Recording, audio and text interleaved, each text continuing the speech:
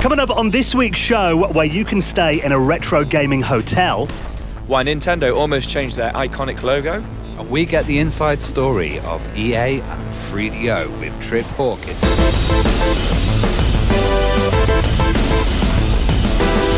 This week's show is brought to you by The Economist, the smart guide to the forces changing your world.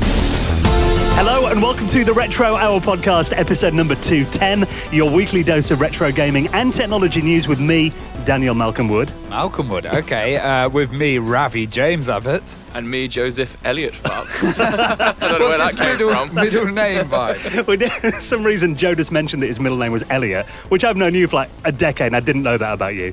Named after E.T. Yeah, I don't know. Why did I even mention that? I literally mentioned it 2 seconds ago, so we all just started saying what our middle names were. We've all found out something that we didn't know about each other there. So, welcome to this week's show. Now, we are going to be joined by someone on this week's podcast who, I'll be honest, I've wanted to have this guest on ever since we started this show over 4 years ago now. Now, we are going to be joined by the man behind the legendary Electronic Arts. Trip Hawkins is going to be our guest on this week's show. Now, if you could name, like the biggest game companies in the world, I think, even though they haven't got the best rep these days online, I must say, but EA would be up there in the top 5. Yeah, EA are probably like, in terms of kind of like, obviously you've got Nintendo and Sony like making their own games and stuff, but in terms of third-party developers, straight away, the big ones are EA, Capcom, Namco, really, but I would say EA are probably one of the top, still are one of the biggest in the world. So it's crazy that you managed to get him on. And Trip is, he's a really interesting guy because he actually came up with the idea of EA years before he started it. Okay. Yeah, which we'll hear about in this interview because he worked at Apple for a while as well, didn't he, in the interim? Yeah, so we've got stories about him, kind of working with Steve Jobs' attitude at the time as well. But then later on going into like developments as well. So we talk about, oh God, my favourite piece of software, Deluxe Paint as well. And then go later on into the 3DO hardware development. So it's a really interesting episode, this. Because 3DO it's a really interesting system. Obviously, it was this platform that came out in the early 90s to try and standardise video game consoles. And it was, a monumental failure. But the reasoning behind it, Trip had it all laid out in his mind, and obviously other systems came along that took its crown, like the PlayStation, for example, and the price of it was really high as well. But there was some, interesting business decisions behind it. So we chat to Trip about the 3DO. It's a system I'm fond of, the 3DO, because to me as a kid, it was kind of up there with like Neo Geo. Yeah, it's one of those like unobtainable consoles that you're never going to get a hold of, but then as an adult you kind of, splurge out and get it. So yeah, really interesting to hear a little bit more about that. A lot of those PlayStation titles were basically 3DO titles. Yeah. Ported over the early Need ones. for Speed and stuff like that, Yeah, so Trip Hawkins is an absolute legend of the industry, is going to be our guest on the show in around 15 minutes from now. Now, there is something really good coming up in the summer this year. Now, we're already filling our events calendar up. We've been talking about it over the last couple of weeks. Preparations are well underway for Play Expo in Manchester that's coming up. Going to be at RetroMessa in Norway. But there is also a brand new one this year happening on the weekend of June 27th and June 28th. Now, we're all going to be getting on a plane, heading over to the Netherlands for Flashback 2020. So we thought to find out a bit more about it, we'd get on one of the organisers behind it, our good friend Marvin Droogsma. Welcome to the show. Hey guys, how are you doing? Really excited for this event now. Flashback 2020, tell us what it is then. What's the idea of Flashback 2020? 2020, well, it's an unprecedented retro fest like never seen before. We're having amazing guests. Besides all the amazing hardware from the 80s and 90s, we're having people that make the difference in that era. And as I said, there's amazing guests. Hello, we've got Billy Mitchell. Has never been to Europe before, and he's gonna do some Donkey Kong miracles for us. And there's lots more to come. Well, I think it's an amazing lineup, and as you said, a lot of these people haven't actually been to Europe, and seeing guys like the 8-Bit Guy, MVG, Dave Haney, kind of LucasArts as well, and this just looks really fantastic. I think it's a great location as well because it's really easy for a lot of people in Europe to get to. Yeah, it's an amazing venue. It's large. It's very large, but it's got cinemas and lots of rooms, lots of space. It is sort of very close to Amsterdam. It's not Amsterdam, but it has its issues with parking and travel and stuff like that. So Hilversum, where Beeld en Geluid, Sound and Vision is way better. And of course, we're going to be there as well. You couldn't keep us away. You are? Really? Oh, yeah. We need more space, more drinks. Yeah, definitely more drinks, I think, if me and Ravi are there. Yeah. Yeah, but this is going to be awesome. And happening on there June 27th and 28th, right in the middle of the summer in the Netherlands. And the website is flashback2020.com. Tickets are on sale now? They're online. You can be quick because they tend to go fast. Well, Marvin, we can't wait for a proper celebration of 80s and 90s retro computers and arcades. And it's all going to be happening in the Netherlands this summer at Flashback 2020. We will see you there, Marvin. You bet on that, yeah.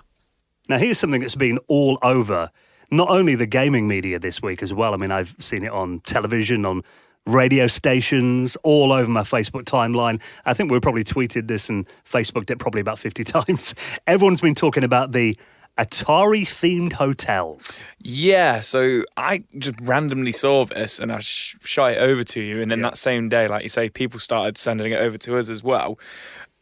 I can't get my head around this. This is, is crazy. I just feel like Atari are just kind of like trying to rise from the ashes at the moment. We've just said, like, you got the VCS, and it is the same Atari, isn't it? Who are doing the VCS and now doing the hotels. So it isn't, obviously, they're not going in on it on their own. They've kind of like licensed themselves out to a company called GSD Group. Yeah, now these are, there's a guy called Shelley Murphy. And apparently it's really interesting. So working with them, Steve Wozniak's Was Innovation Foundation to kind of get these hotels built, apparently. And they've also got an association with Napoleon Smith III, who was a producer of the recent Teenage Mutant Ninja Turtles movies. Yeah, so I'm guessing he's just got some sort of money and he's probably going to be some sort of like producer of the hotels as well. The locations as well that they're talking about, kind of Seattle, San Francisco, Denver. They're saying the first one will be in Phoenix and Las Vegas as well, which really makes sense. You see, I was going to say, in Vegas. Vegas makes sense, and Seattle makes sense as well, because Seattle, there's loads of big gaming companies there, based there and stuff. But apparently they're going to start making the Phoenix one by the end of this year. So we'll see. But one thing that I thought was really funny was Ravi pointed out that they're going to be using cryptocurrency in the hotels. Why is it Atari branded? I read it was like aimed for the Generation Y guys to kind of come in, be a bit nostalgic. There'll be like gaming bars, there'll be an arcade section. There's going to be a VR room in them as well, like virtual reality rooms and stuff. So I don't know. It sounds absolutely mental to me, but it's not going to stop me wanting to go. yeah, for sure. This sounds like really at odds though, because I mean, you're talking obviously Atari, a brand that really, had its peak in the late 70s. Yeah. In terms of game, but then you're talking about stuff like VR and cryptocurrency. To me, it doesn't tally with Atari at all.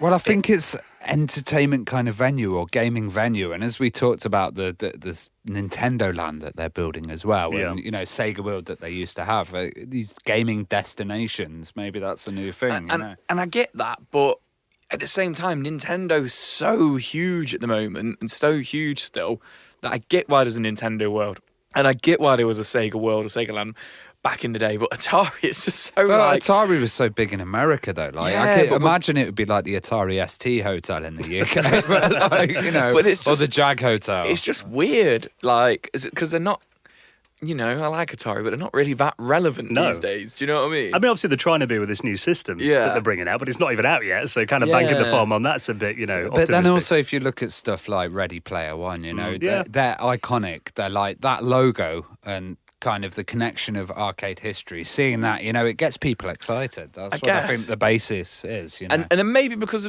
to be honest, I mean, reading the articles, apparently they're going to be getting 5% of the revenue of what the hotels make from GDS, and they're just getting I think it's like $500,000 up front right now. Right. So it could be that they've not actually got that much involvement in it, and GDS are just kind of like buying the license to build these hotels, and Atari are just like, well, we've not really got to do anything, and we're just going to make a bit of money off it. Yeah. So it could be that as well. In the future, we're going to have a choice of Hilton, the Marriott, and Atari.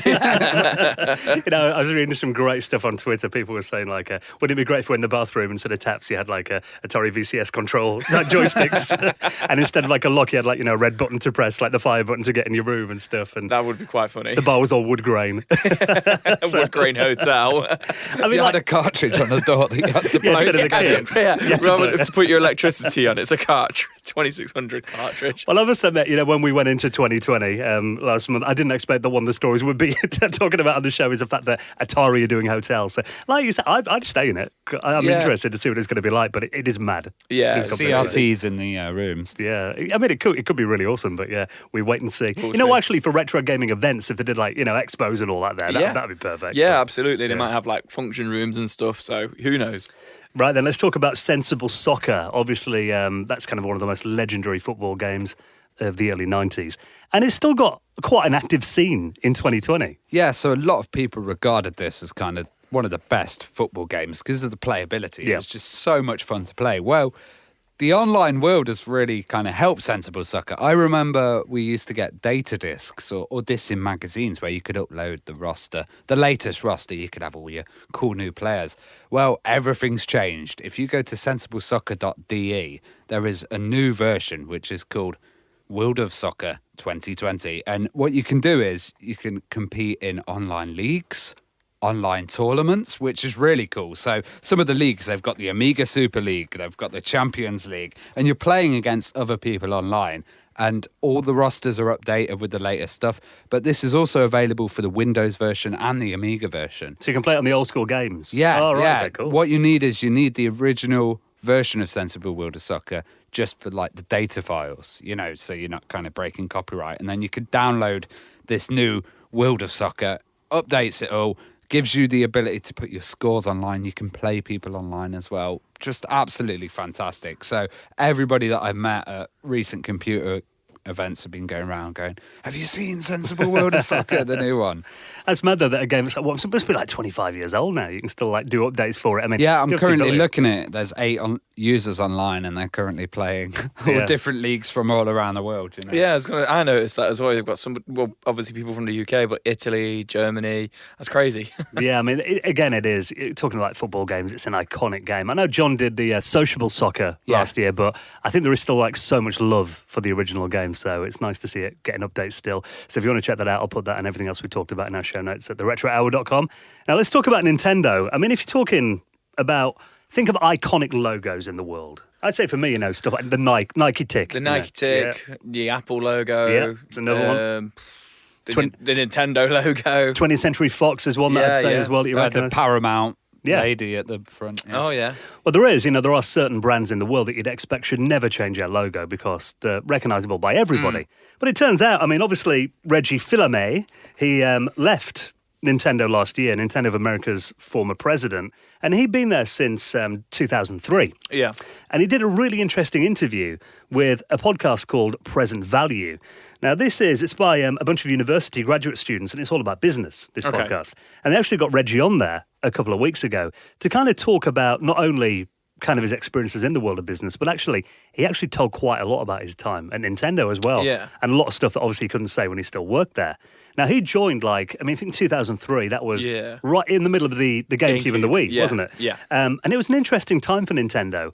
I think they were kind of going through a bit of a voyage of kind of rediscovery in a way, like what should we do next? What's our next kind of step? Was this Wii U period? This is before the Wii. This is before the Wii. Wow, so yeah. this is, the height of this is bang in the middle of the GameCube. But then you got to think the Wii was actually being developed at that point as well. Because if you look at the early Wii stuff, it's actually being used on a GameCube and stuff like that. So, I think, like you say, it's a kind of like where they're rediscovering themselves. They want to be this family kind of company aimed at family, or do they want to be this kind of like radical? Because the GameCube had that little bit of like edginess to it, didn't it?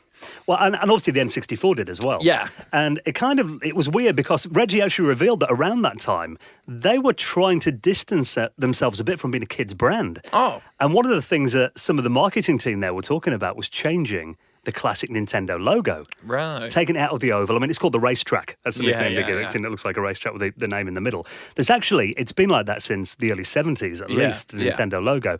But apparently they're trying some different designs to kind of make it a bit edgier, including one of them was written in a graffiti-style font. Yeah, that's kind of like, it feels like that's kind of holding on to that kind of like, that early 90s Sega Bart Simpson, like, kind of cool dude attitude, really, for me. But at the same time, you got to think around about that time. They were, doing these big contracts of like Capcom and stuff to be like, oh, all your mainline Resident Evil games are going to be Nintendo, and you've got, you know, all these kind of like teen and mature games coming out on the GameCube. So I can see why they were trying to go down that route, but then they went for the Wii and went for the whole family-friendly thing again. And that was a kind of Sega thing as well. If you Yeah. like, think of Jet Set Radio, games like that with the graffiti in them, and you know, like Def Jam Vendetta and all of that kind of stuff. And I guess at the same time, around that time, they picked up Sega, didn't they?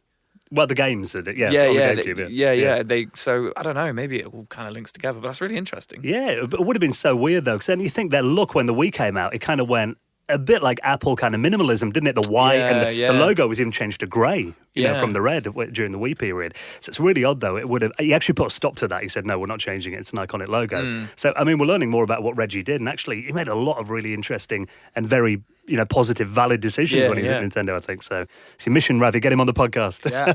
You heard it here first. If you're listening, Reggie, we'd love to have you on. So, we'll shove that in our show notes as well if you want to get a look at what Nintendo's logo could have looked like. Now, before we get into our retro picks this week, just time to do our very, very loyal supporters on the podcast this week. People have made a donation into the running of the show. Now, every week we do the Hall of Fame. Now, this is where I think of it as a little VIP club that you can become part of by helping out this podcast. Now, we have a little tip jar on our website at theretrohour.com.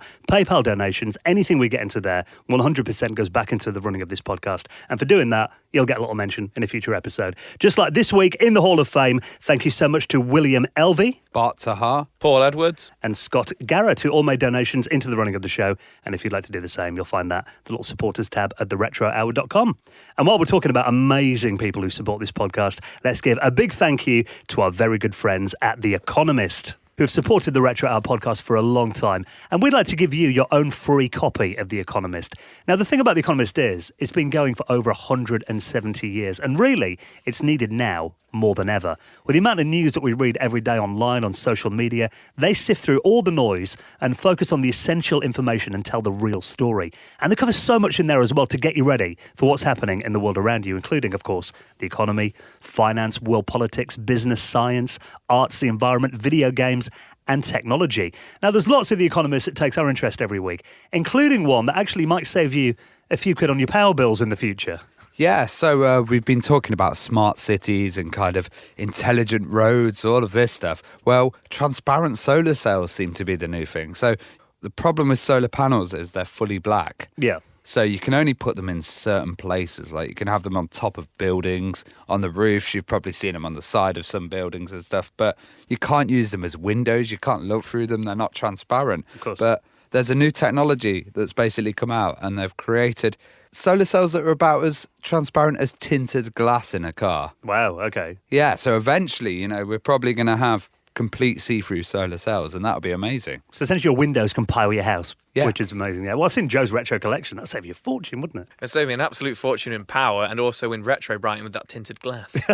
Two uses. It was Exactly. made for people like us. That's the kind of thing you can read about in The Economist, and we want you to check it out for yourself. Now, if you'd like your own free print copy of The Economist, it'll come through your letterbox on us if you live in the UK. All you got to do is get your phone right now, and of course, you'll be really helping out the podcast by doing this. Text the word retro and send it to 78070. So that's retro to 78070, and you will get a free copy of The Economist, the smart guide to the forces changing your world. Now, before we chat to Trip Hawkins all about EA and his time at Apple and 3DO, let's do our retro picks. Now, this is where every week we give a little shout out to projects we've been looking at, new games, new systems, maybe YouTubers that we've been watching. Now, this week, I want to say a big shout to a group of guys who are called Knights of Bytes. Now, they made this game a couple of years ago for the Commodore 64 called Sam's Journey. Mm-hmm. Now, this was a really good, like, cutesy platformer game. Okay. That came out on the 64. It's a bit like the, if you remember that Mayhem in Monsterland game that came out back in the late 90s. Kind of like a Super Nintendo-style side-scrolling platform game. Yeah. It looks really good. And it was a massive hit when this came out on the 64 scene. Must have been about 2 years ago now. Well, they've actually released a little video saying that they are doing a version for the NES now as well. Oh, wicked. Now, they put out a couple of little teaser trailers. Check out the music as well. As well, this for some good NES music.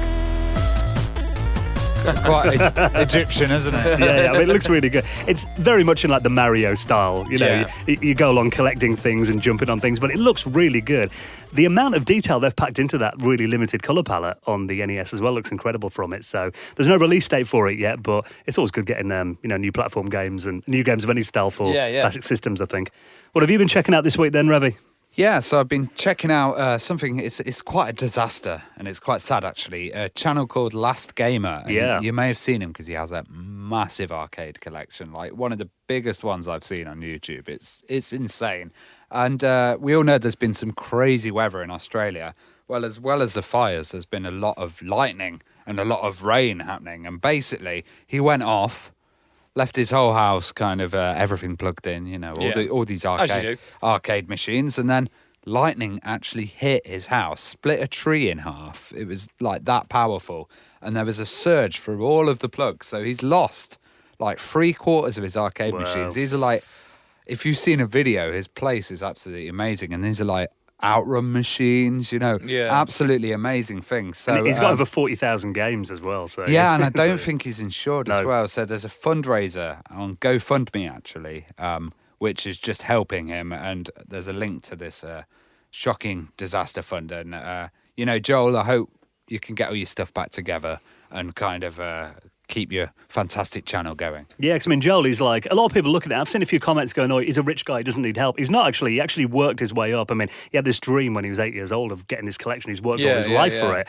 And unfortunately, like Ravi said, I don't think he was insured for it too, which, we all do stuff like that. You don't think of it until it's too late, do you? So, I mean, in any way that we can get help for Joel. Because if you look at it, I'll put a link actually to his channel in the show notes It's crazy. Like, you look at the plug socket and it's completely burnt through. And it's like, wow, I didn't even think that could happen. Yeah. Heartbreaking to lose that kind of collection. So hopefully get that sorted, Joel.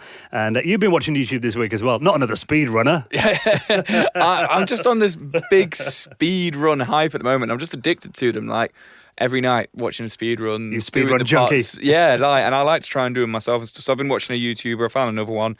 He's called, I'm going to get this wrong now. It's called Is it Carcinogen SDA? Carcinogen SDA. There we go. Thank you. So carcinogen SDA. I can't even say it.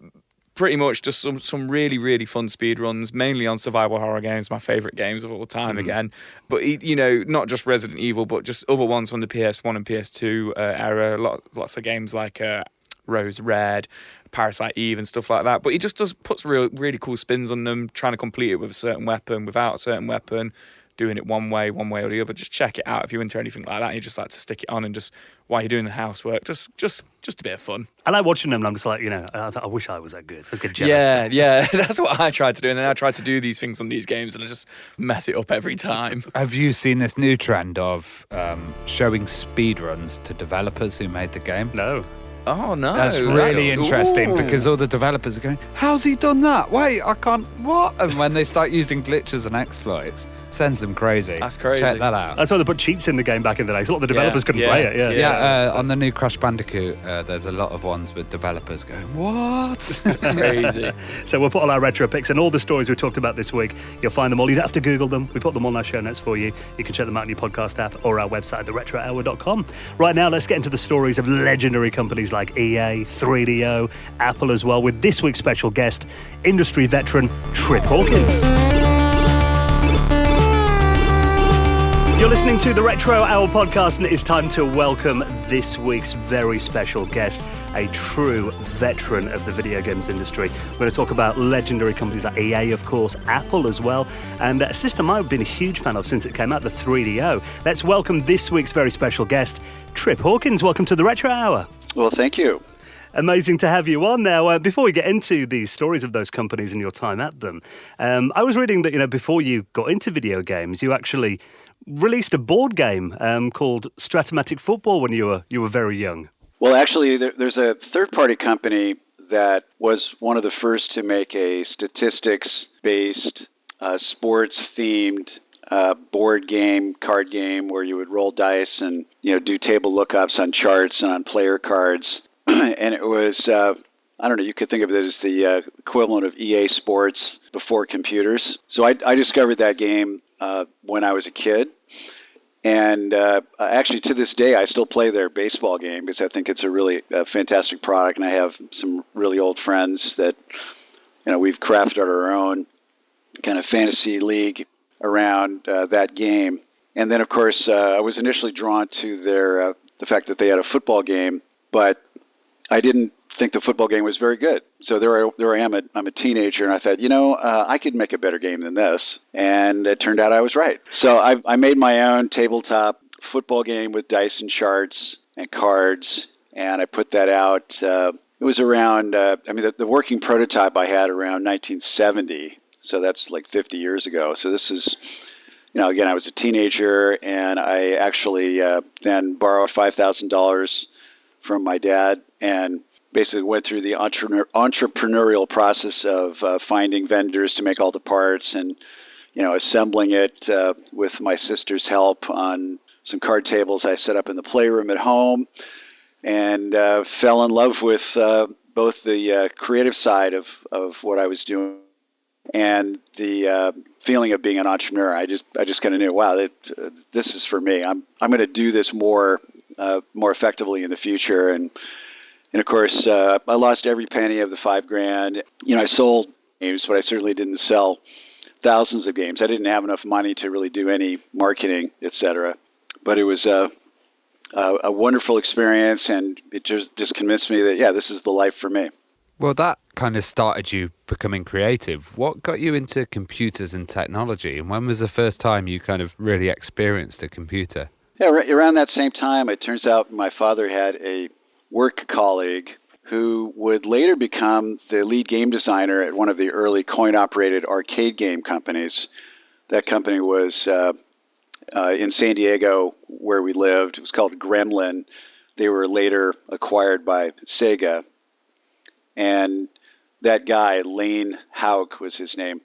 He was a really brilliant engineer, and he had actually purchased, in today's dollars, he probably spent the equivalent of $30,000 to buy this little PDP-8 kit, a funny-looking box with a bunch of switches and lights on it.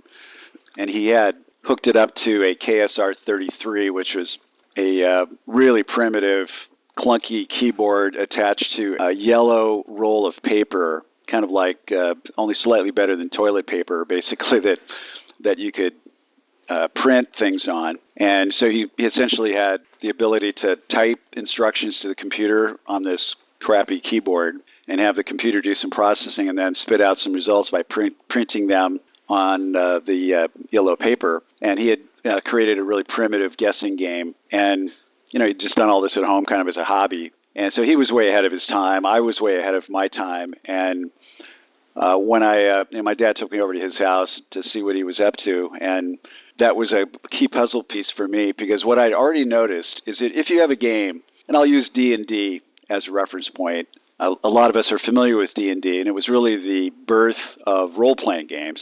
And anybody that's actually played D&D knows that you are really going heavily into a lot of data management and a lot of administration of data and statistical information. And the players have to kind of operate all of that machinery themselves. And I was able to recognize kind of in the early days of the golden age of television, I could tell that, wow, people would rather go watch TV.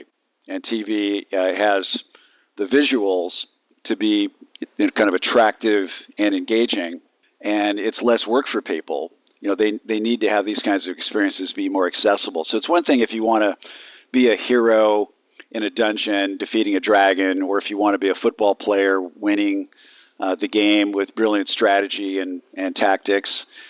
It's a whole other thing if you have to manage all of the computational aspects of getting that to be a realistic simulation. And I just recognized that, wow, hey, we can take all of that administrative stuff and put it inside a computer and present images on the screen that are pretty pictures like television.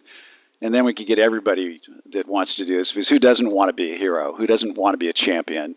Well, you went to Harvard as well, and I was reading that you did quite a unique major at Harvard.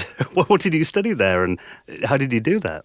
Well, by the time I got to college, I already knew that this was what I wanted to help make this kind of technology and this kind of human experience happen. And I didn't really want to just be an academic and study things for the sake of studying them. I wanted to have my college education specifically help me do what I wanted to do. And that didn't really fit in any conventional academic department. And it turned out Harvard had a thing called the Committee for Special Concentrations, where if you were willing to do twice as much work, if you could convince faculty to volunteer to help you, even though it was not going to be part of their normal job, you could fill out an application and apply to get essentially a special major. And they make you jump through a ton of hoops and do a lot of extra work, but it was worth it. And basically, I created the world's first college degree in video games.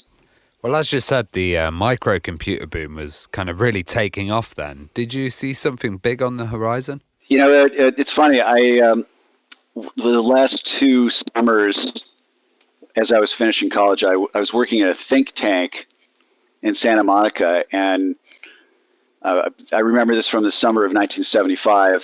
One of my colleagues, who was an older gentleman, he came back from lunch one day, and he said, "Wow, I was just in a computer resale store." And I thought, "What?" And he explained to me that, yeah, this place can rent you a computer terminal, and you can take it home and plug it into your work mainframe, and it only costs you $10 an hour to have connectivity through a modem at home. And he had just read an article about Intel's introduction of the first standalone, multi-functional CPU chip, and that was really we're talking about the very birth of personal computing and CPUs and computer retailing. He was sort of mentioning that these things are just starting. Well, yeah, it was pretty interesting because it turned out that he had been in a retail store called The Computer Store, started by this guy named Paul Heiser, and that was, in fact, the world's first computer store. He didn't know that. I didn't know that then. But again, it was just one of these moments in my life where I realized, wow, this really is happening. And after he left my office, I just pulled out a piece of scratch paper and I said, okay, so I saw that PDP-8. I know where computers are at in the college that I've just been in. My colleague has just told me about what you can do at retail, renting one of these terminals. When are there going to be enough computers in homes that I can make a business making games for them? And I started scribbling on this piece of paper and kind of estimating how long it would take for prices to come down and for the market to get it. And I decided that the year to start Electronic Arts would be 1982. So I literally pegged that year 7 years in advance. And of course, by that time, I'd already spent 4 or 5 years planning and thinking about all this stuff. And, literally by the time I actually started Electronic Arts in 1982, of course, I had actually been working on the idea of it for about 11 years. Well, between that, you worked for Apple, didn't you? How did you get the role at Apple, and what attracted you to that company? So, like I said, I ended up in Silicon Valley at the end of college, and that was an important discovery. And I realized that if I was going to start my own company, I wanted to have more success than my previous go-round as a teenager. And then it would be a good idea for me to go work for somebody else for a while that had a little more experience and success doing it, so I could learn from working with them and observing and so on. And I thought, well, shoot, the most useful purpose for me would be to help get hardware into homes, because what I want is hardware in homes so I can make software for those systems. And I started to basically research and study the early video game, and eventually figured out that Apple was the most interesting company and had to do whatever necessary to convince them to hire me. And sure enough, they hired me in 1978. And when I got to Apple, literally the company only had 25 office workers, and I managed to work very closely with the founders and particularly with Steve Jobs during my 4 years there, and we built a great company. And by the time I left, we had 4,000 employees. When you were at Apple as well, working with Steve Jobs, what was that like? So, I saw a video of you talking about a great story where one day he came in and asked you if you'd ever done acid before. Yeah. The funny thing about that particular story is that I knew that he probably come out of a meeting where he wasn't getting what he wanted because somebody was quoting arguments that I'd made about that same subject, and I think it probably pissed him off. And so he just came by to tweak me. But, it's well known that Steve was a big believer in LSD. And, he thought that was maybe something that I needed to do. I hadn't done it then. I haven't done it since. It's just not something I've ever really been attracted to. But I'm sure I'm a bit more of a linear thinker than Steve. And, he didn't always want to think in straight lines. Well, how did he feel when you left to start Electronic Arts then? And that must have been, a hard decision to leave Apple when they were, having so much momentum. He was very, very pissed off that I left. And I'm not really trying to brag here, but to this day, I think I'm the most successful Apple alumni, in terms of anybody that actually had a meaningful management job at Apple and then left and went on to do something else. And he never liked it when people left Apple. He took it kind of personally. And, of course, he was always trying hard to convince you not to do it. And not only did I follow through and leave, I also hired a few of my colleagues from Apple to come on board early on.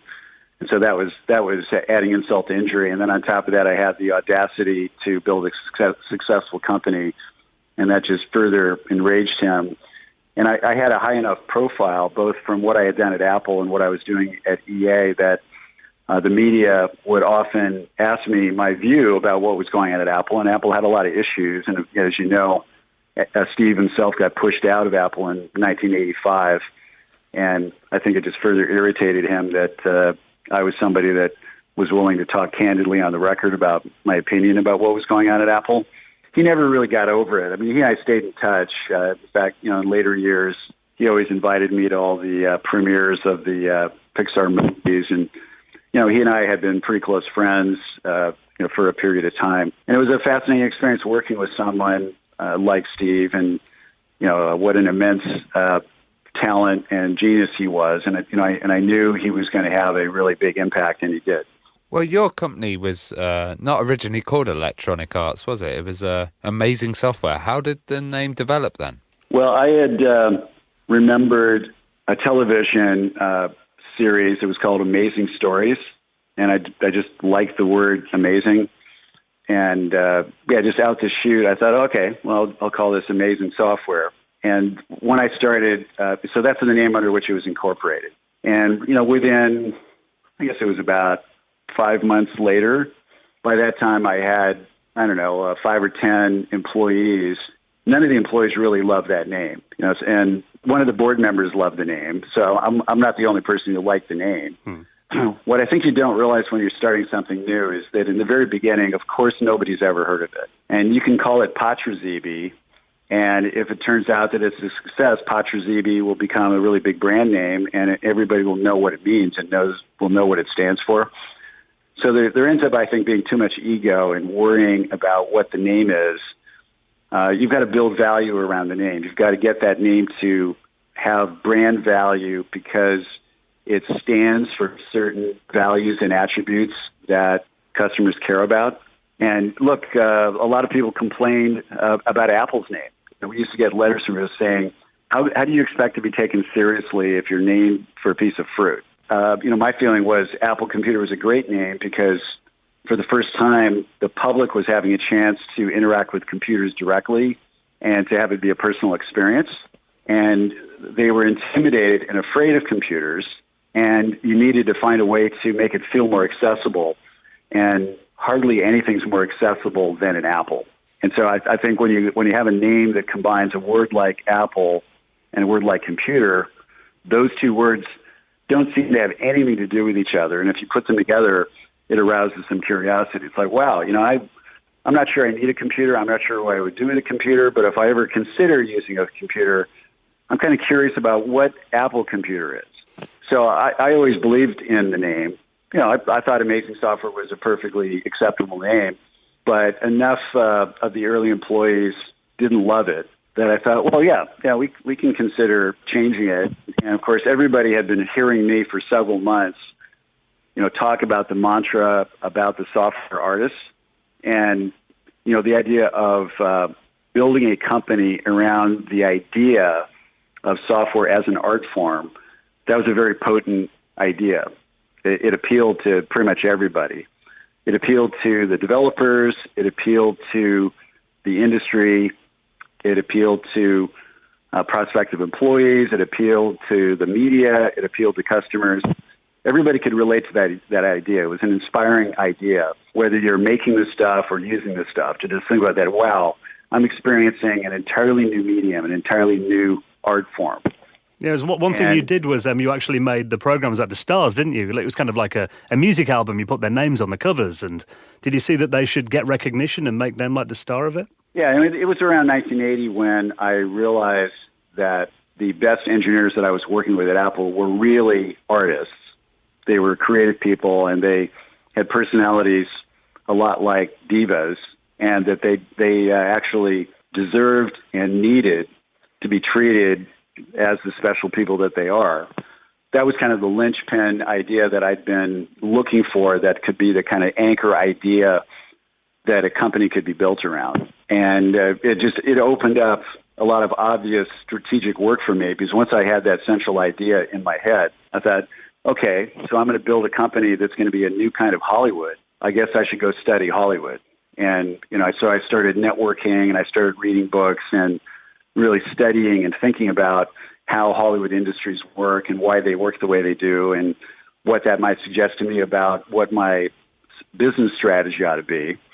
And it informed many of the critical early strategic decisions about how Electronic Arts would go about its business. And that included things like the packaging and the merchandising and the way we talked about product and talked about developers. And it also included the fairly dramatic and risky decision to sell directly to retail, which at that time no software companies had ever done.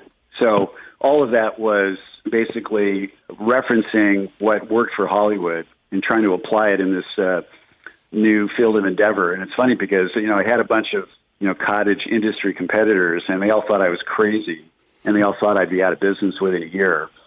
And instead, within a couple of years, Electronic Arts was number one and had surpassed all 135 of the companies that were already there when we started.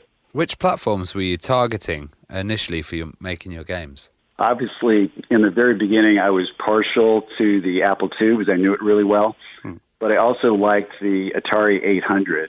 The Atari-800 had a nice graphics processor and a sound chip, and you could plug 4 joysticks into it, which I loved. So I was maybe one of the original thinkers about the concept of social games, and I really wanted to enable multiple people to be sitting around the same screen playing a game together.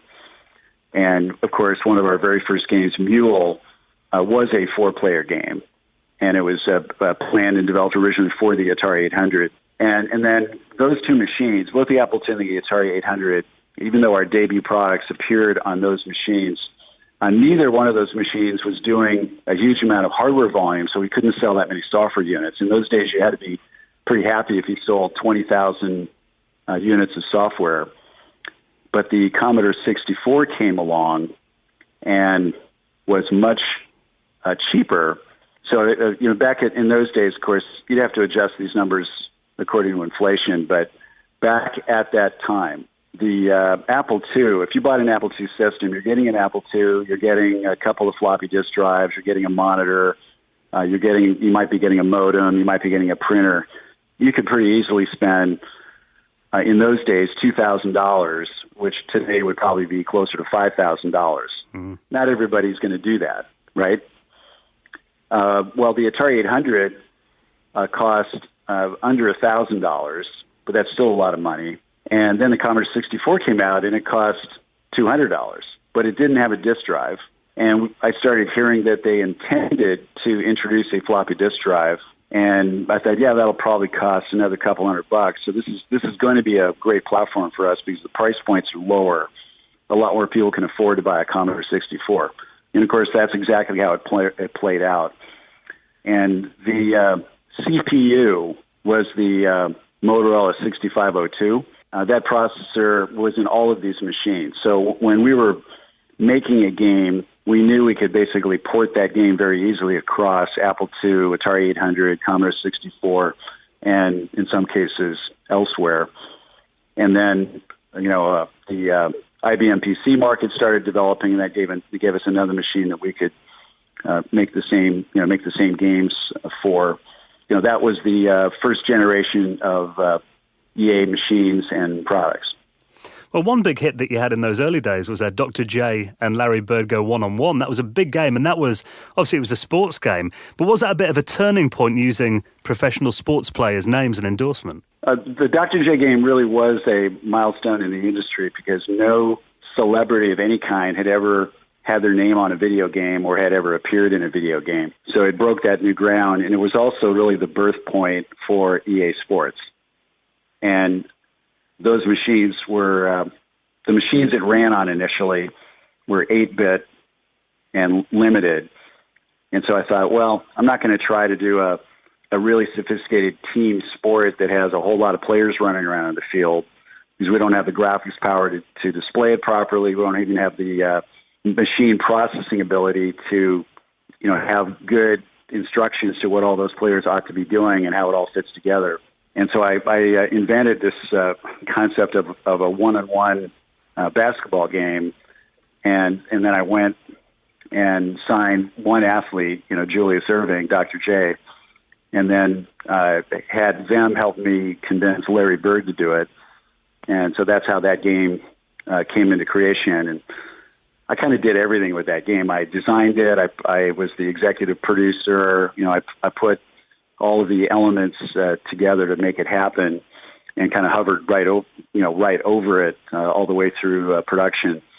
And the success of that game, it kind of encouraged me and gave me the conviction then to go on to more ambitious sports products. And so the business that would later be known as EA Sports, began to steadily grow after that, and it diversified into a lot more games, and then of course. It grew dramatically once we had 16-bit hardware. Did the video game crash affect EA at all? Yes, it did. So what happened when Atari imploded, this was in early 1983. Some of the famous announcements that they made publicly were kind of at the end of 1982, and we were already working on games that we were going to be able to make our debut with in the spring of 1983. And by that time, the media coverage had basically said, video games are dead, so don't waste your time thinking about it anymore. So the consumer had a perception like, oh yeah, I'm not going to do that. It's dead. I don't care. There's nothing there. And then meanwhile, the retailers, in many cases, they withdrew from the category. And so when we're trying to come to market and we're trying to find retail stores that could carry our games, man, they were hard to find. And so it was a real struggle to just build retail distribution bit by bit by bit. And it was a struggle for a couple of years. And, I'm a science fiction fan. I had read Dune. And if you know the storyline of that book, you know that the Fremen who live on that planet, there's no water.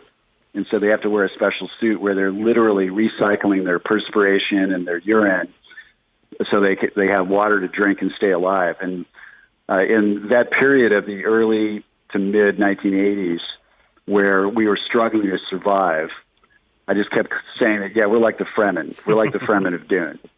And we came close to the edge a few times. This is what a lot of people don't know or understand about successful businesses, is that they often avert disaster multiple times. And by the time you're a success, everybody thinks, wow, that really happened quickly, didn't it? No, it really took about 10 years. I mean, to really become cemented as a success, you've got to dodge a fair number of bullets. You were focusing on computers a bit more as well, which I guess, if you'd have put all your eggs in like the Atari basket for, the 2600 or something, that probably would have been a bad idea at the time. Yeah, and I saw companies do that, and I saw them go down. And in my original business plan, I had made it very clear that we didn't respect that platform because it was so limited, you couldn't really do anything with it. I mean, and I'm not making this up, the total memory footprint of the Atari 2600 was 128 bytes. I mean, I didn't say kilobytes. Yeah. I didn't say megabytes. Bytes. And you literally could have 6 sprites. So basically you could have 6 tiny little graphic bitmaps on the screen at once. And if you needed more than that, you had to turn them on and off so they would be flickering. You could only have 6 active on any one frame. So even when Atari made maybe their most successful game, which was Pac-Man for the Atari 2600, the Pac-Man that you're moving around, he could only really face one direction. They didn't even have the ability to point the mouse up when he was going up and to point it down when he was going down. That's how limited it was. And I recognized from a technology and from an artistic standpoint, in terms of the educational value, the simulation's potential, I recognized a big difference between using technology for amusement as opposed to using it for simulation. And I really didn't have that much interest in amusement. I never have, and I never will. Sure, we do all like to be amused, but it's just a simple thing you can do to kill some time, and it can be thrilling for a few minutes, but I always wanted software to be much more than that. So it wasn't hard for me to turn my back on early consoles like the Atari 2600 and say, look at these home computers. They've got 64,000 bytes of RAM memory. They've got floppy disks that can hold more than double that. We can read and write from the disk. We can print things out. There's just so much more potential there. The ability to use a modem, and have an early internet game. I mean, there was just so much more there, and I knew it would just get better over time. I knew Moore's Law would keep, expanding the capacity by orders of magnitude, and the prices would come down, and you'd have more and better machines in the home. Well, you also did some non-game software, and this piece of software, I still use it today. I think it's absolutely amazing. It was Deluxe Paint, and it kind of became the industry standard paint package, but also it was used for animation, it was used for games design. What was the story behind this product? Well, we had a willingness, right from the beginning, a willingness to treat this as a new medium and explore all kinds of different kinds of applications, not just games, and particularly things that allowed customers to engage their creativity and to have simpler and more accessible ways of doing things. Like one of our early products was called Financial Cookbook, and it was a set of 33 simple financial formulas that you could use to, make some basic decisions like getting a mortgage and deciding what to do with your retirement account and a variety of other simple things.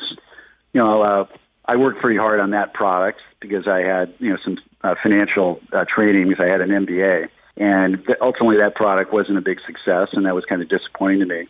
We also did an early word processor that was very, very easy to use, but that couldn't compete with the beefier enterprise word processors that were being marketed at that time. And the Deluxe series was a case where we initially had made a game called Music Construction Set with Will Harvey, and that's actually the first piece of music software that ever sold 1 million units. And it did that in spite of the limitations of the machines it was on, like the Apple II, which really didn't make very good sound. And that was kind of empowering. And then we moved on to make other construction set products. Another notable early one was Pinball Construction Set. So we definitely had this idea of creativity tools and things that allowed you to, in some cases, make your own games and to, create things. And Deluxe Paint, ironically, was an internal tool that we created and built from scratch to provide it as part of the suite of studio tools that our developers use to make the games. And then Tim Mott, who was in charge of R&D and developer support and so on, he had the brilliant business idea to say, hey, why don't we turn this into a product and sell it to the public? And that was around the same time that the Commodore Amiga was coming out, and it was a 16-bit machine with all kinds of extra capabilities because of graphics and sound chips. And I was particularly excited about it, and I got the company excited about it.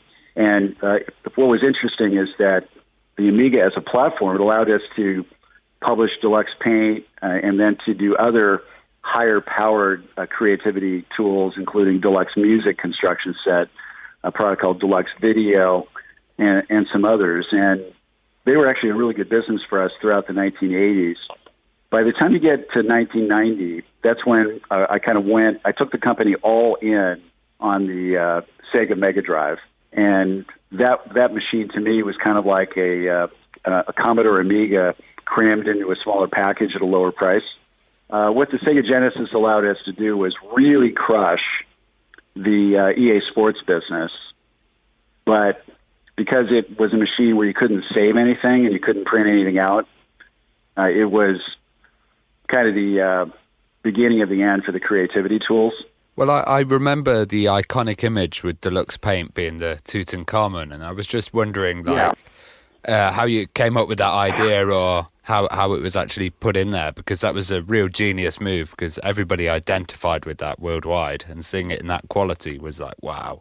Yeah, I mean, to this day, I see that image, and it makes my heart beat a little faster.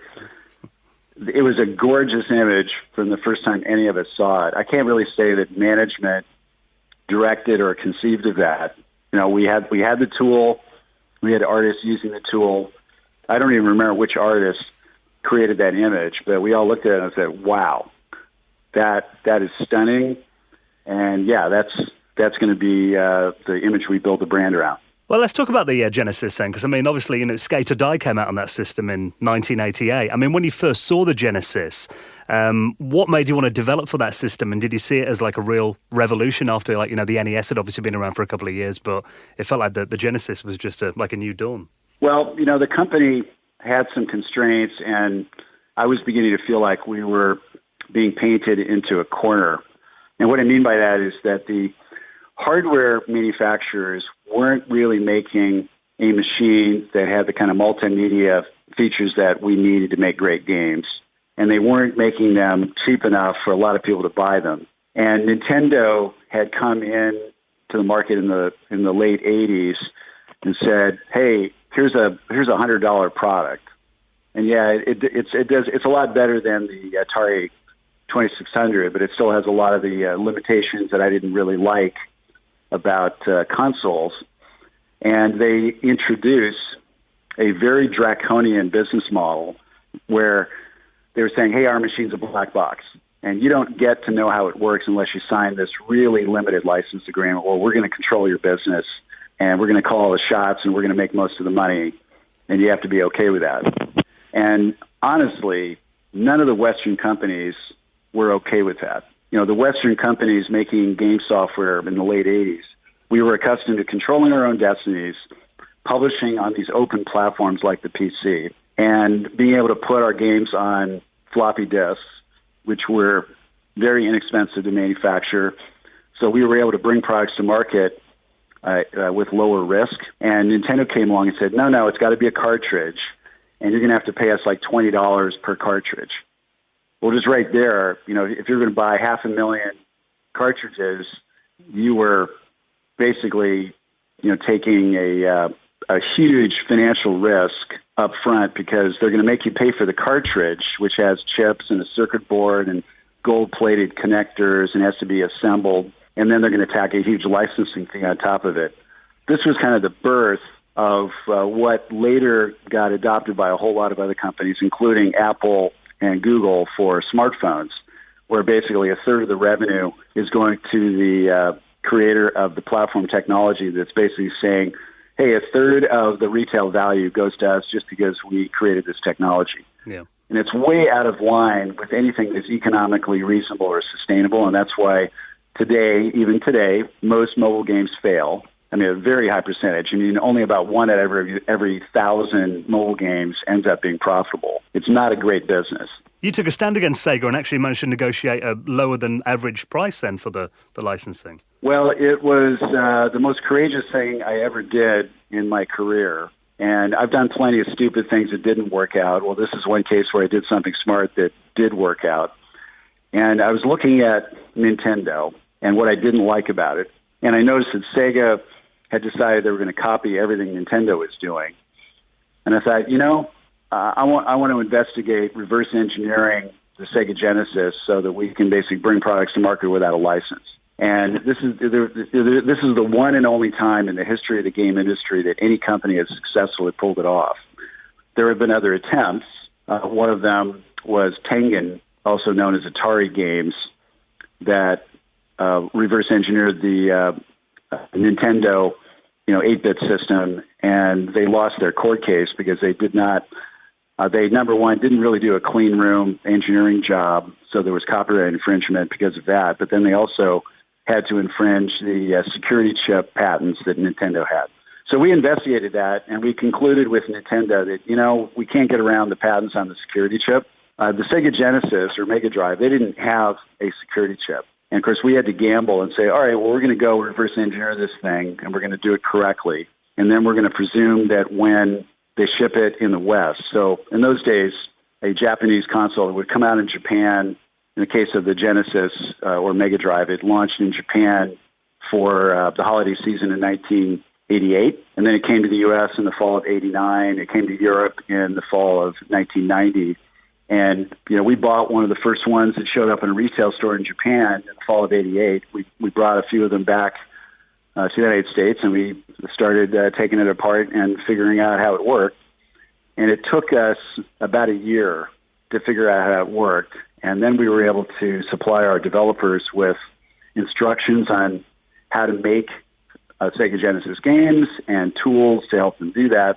And then we were able to get several projects into production, and we were able to prepare to launch them in June of 1990 at the CES show. And towards the end of that process, I realized that, hey, Trip, you're CEO of a public company, and you're about to basically go to war with Sega, and maybe it would be a good thing to just go talk to Sega and see if you can make peace with them. And so I started that process about 2 months before the CES show. And they were initially trying to just huff and puff like the big bad wolf and blow our house down and making all these threats, including things like, well, we're just going to change the U.S. machine so that your software doesn't work, and we're going to sue you, and we're going to do this, and we're going to do that. Well, calmer heads prevailed, and we started a conversation process, and I was eventually able to convince them to give us a very, very generous license agreement because I had enough leverage to not need it. And we pulled that off. And again, that had a lot to do with our ability to deliver half of the good games that were made available for the Sega in the next couple of years to essentially end up with half the market, which was kind of unprecedented for a third-party company. Well, the John Madden football series came out in 1988 as well, and you kind of chose him. And how did you work closely together with him, and how did you get his influences and designs onto the game as well? So I had always been a football fan, and my oldest friends would say that I started Electronic Arts so I could make a football game. So personally, that was the game that I most wanted to play myself, and therefore it was the game that I most wanted to develop and publish. And I was encouraged by the success of the Dr. Jerry and Larry Bird Go 1-on-1 game, and started work on a team football game after that, and ended up deciding to work with John Madden because I thought, it'll help us to have a good brand name on the game, and for that person to be someone who can actually help fill in some of the design and simulation characteristics. Because, for example, if you're playing against the computer needs to do good play calling against you, and that's an example of something where I thought, yeah, Madden can help us with that. I also wanted help in creating a really good playbook of plays for the game. So there were a whole variety of things where I felt like John Madden was the right kind of brand image for us. He had already won a Super Bowl. He was already a very successful coach, but he had then gone on to become a TV personality. So he's an Emmy Award-winning broadcaster by that time. He had put out a few paperback books that had been successful. He was promoting beer and hardware stores, and he was just a very prominent commercial figure, and he had done a great job of kind of creating a persona with a sense of humor and the way he worked as a broadcaster. So he was a really good fit. And the way that all got started is I negotiated a deal with his agent, and he was still riding around the country on a train at that time because he didn't like flying. And I took a couple of my guys, and we flew into Denver, got on a train, and then basically I spent the next 2.5 days on the train coming west, asking him questions so that I could finish the design of the game. And then, of course, he lived in the East Bay, of the San Francisco Bay Area, so we would periodically go out to his house to have further sessions and to review progress and so on. So, we had a very, very active relationship, and I had played football and understood a lot about football, but he really filled in some important gaps in my knowledge, and it helped me do a lot more of the detailed simulation design. Well, as always, Trip, I mean, you were looking ahead at this stage to the next big thing, and obviously 32-bit was kind of on the horizon. Where did the idea of 3DO come from, and what were your initial goals that you wanted to achieve with 3DO?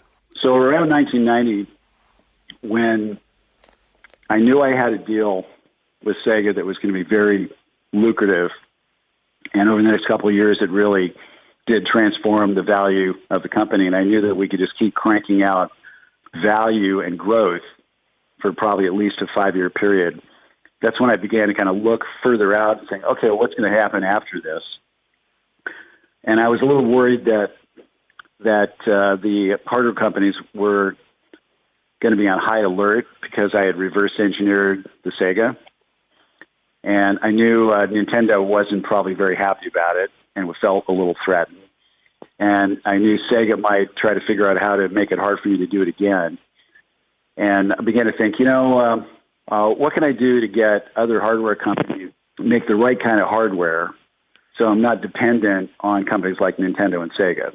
And I went around the world and I talked to everybody, and what I realized was, wow, nobody really is willing to do what needs to be done. The Commodore Amiga ended up being an interesting milestone because the guys that designed it and developed it understood that a home computer really could be and ought to be a multimedia machine with great sound and graphics capabilities. But after that machine failed, because Commodore didn't really know what to do with it, it just kind of sank away. And, even the Atari ST that tried to copy it, they didn't do a great job copying it. And even that machine kind of sank away. And all of the rest of the manufacturers, they were just overly focused on the PC market. And the PC market had become an office desktop dominated market, which is partly my fault because I helped pioneer that market at Apple. And they didn't care. They couldn't imagine how they would use graphics and sound. They just wanted to do things like spreadsheets and word processors. And that's what they were all focused on. Nobody was really seeing the future potential for entertainment and education and things that could leverage video and so on like we do today. I also noticed that quite a few hardware companies kind of wanted me to tell them what they needed to do. And in particular, I'm thinking of Asian consumer electronics companies that were thinking about whether or not they should enter the PC market and thinking about whether or not they should do something more on the consumer electronics side.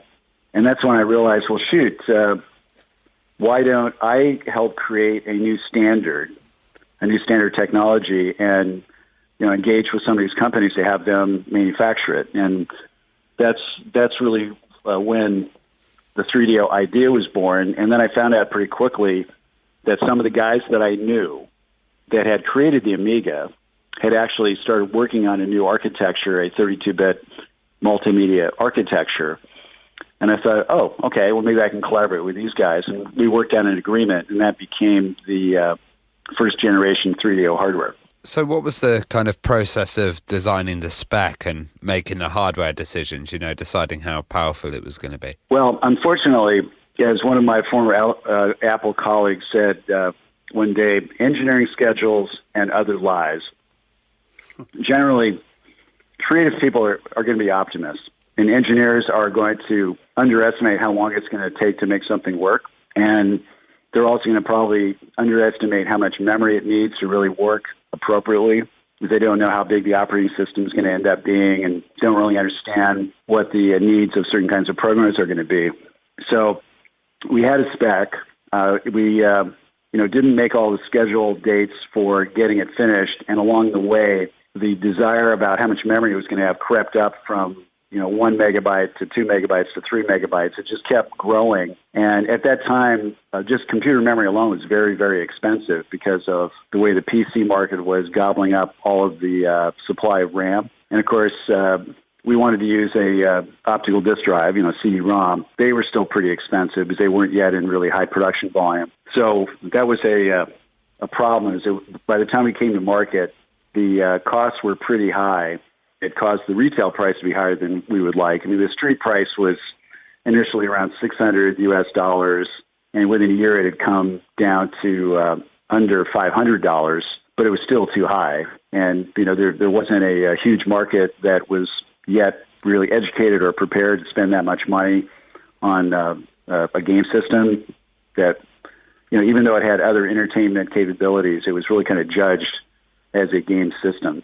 And then, of course, about 2 years later, the PlayStation showed up, and Sony invested $2 billion to launch it.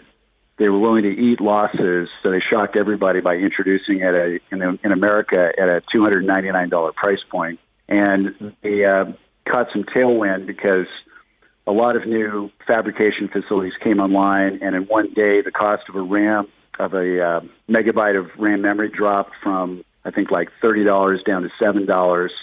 So there was a huge amount of savings for them on their memory costs. And CD-ROM manufacturing costs were also coming down. And so they were able to place a bet that they could gut it out and sell more units at these lower prices. And to give Sony credit, they built a great machine, and their marketing execution was outstanding. They had very strong brand power that even took Nintendo by surprise. And they did a great job on developer support. And in fact, at one point, Phil Harrison admitted to me that they had copied a lot of 3DO's developer support practices. So they won the market. What did you think of the other early competitor, the Atari Jaguar? Because I know they were going on about, it was a 64-bit system. I know at the time you're quite outspoken about that. They were never really a serious competitor. They didn't have enough money. None of the things that they built were really finished enough or good enough. And so they were a good PR machine. They were good at making exotic claims to the media and getting media coverage for them. By the way, I'm sure a lot of people would accuse 3DO of the same. So, yeah, there was a bit of a war of words that went on between Atari and 3DO trying to, hit each other below the belt a little bit. But neither platform really had enough juice. Neither company had enough money to really compete effectively with the PlayStation. Well, you were working on a sequel as well, the M2, which I remember seeing demos of that, and that did look incredible. What kind of happened with that? And I know obviously the project was cancelled in the end, but what was the aims with it, and what happened? Well, we had a great hardware engineering organization that included a guy named John Sink, who had designed the PowerPC CPU that was used in not just IBM PCs in that generation, but also in Apple Macintoshes in that time period. And we had great designers of graphics and sound capabilities. And when the PlayStation showed up, we thought, well, they've got us beat in the 32-bit category. Maybe what we need to do is just leapfrog it and get to 64-bit well ahead of them. And it just turned out to be a bridge too far. We were able to build the machine, get it working, but Sony was gobbling up market share and brand value.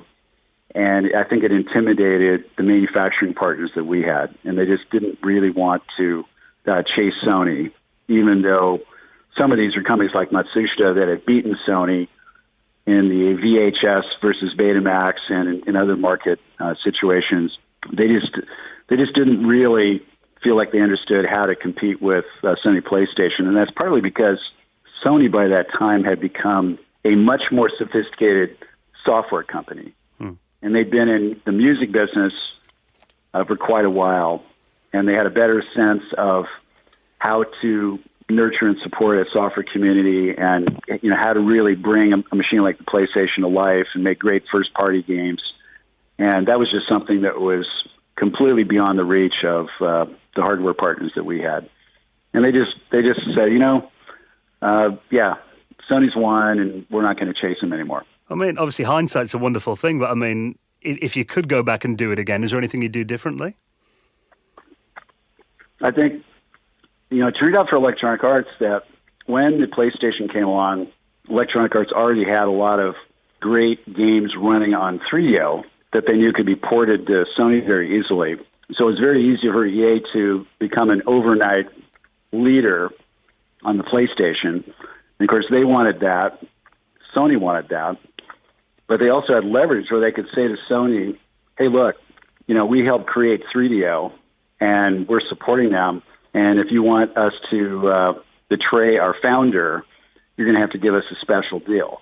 And I think EA was able to use that kind of leverage for a few years with a few of the other competitors. And I think they basically ended up with far more favorable licensing terms. And again, that helped power a new growth stage for EA as the CD-ROM marketplace really started to take hold. And that gave them a significant competitive advantage, not unlike the advantage we'd had on the Sega Genesis. And that was just irresistible to EA management. So even though at that time I was chairman of the board and I was the largest EA shareholder, I couldn't stop that from happening. And it really did kind of throw 3DO under the bus. Well, you've probably seen a lot of these mini consoles coming out at the moment, and I'm not sure, but do you still have the rights to the 3DO? And do you think we'd ever see a mini 3DO coming out in the future? 3DO went through a couple of auction processes to sell off all of its technology rights, so I don't have any rights to anything related to 3DO, and I've kind of lost track of who owns the right to what. Obviously, we live today in an era of really sophisticated emulators, and there's a big collector's market around 3DO. So who knows what's going to happen that might be related to 3DO and whether or not anybody will, really try to do anything or try to stop anybody from doing anything. I think it's kind of charming that there are so many 3DO fans that are still around and are still local. Yeah, I include myself as one of them, yeah, but I've got a couple of 3DOs at home. Oh, thank you. Do you still own any of the systems yourself? Have you got any 3DOs or anything in the basement or attic or anything? Absolutely. Ah, cool.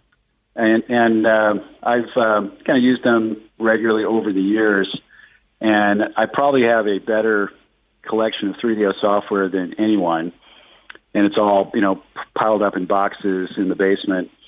And, one of these days I'm going to get around to organizing it and probably giving some of it to museums. Well, Trip, it's been a pleasure talking to you. I mean, what are you working on these days? What are you up to now? Well, the main thing I do is I help other entrepreneurs figure out how to make their businesses work. And some of that I do kind of as a form of charity where, without getting paid, particularly if I know about a social entrepreneur that's trying to do something that's going to really help the world. Maybe it's got to do with a topic like sustainability or, energy efficiency, or it could be someone that's involved in nonprofit work, like helping work on social issues like homelessness. So I spend a chunk of time kind of in that direction. That's really just me kind of giving back to the community. And then my primary business activity is working with technology CEOs of small technology companies that have potential. And I've been doing this now for about 10 years, and I'm really pleased with the fact that a couple of my clients are pretty much on their way to being successful unicorns. And it's been very gratifying for me to share what I know and what I learned from all the mistakes that I made and all the ways that I was able to mature and grow into a better executive with a lot of these younger CEOs. And I like to help them figure out how to not make all the mistakes that I did. Well, Trip, I could talk to you for another 2 or 3 hours easily about all this stuff. It's so interesting, but we know you're a busy guy. We really appreciate you coming on and sharing your stories with us, so thank you so much. Thanks so much. My pleasure. Good luck, guys.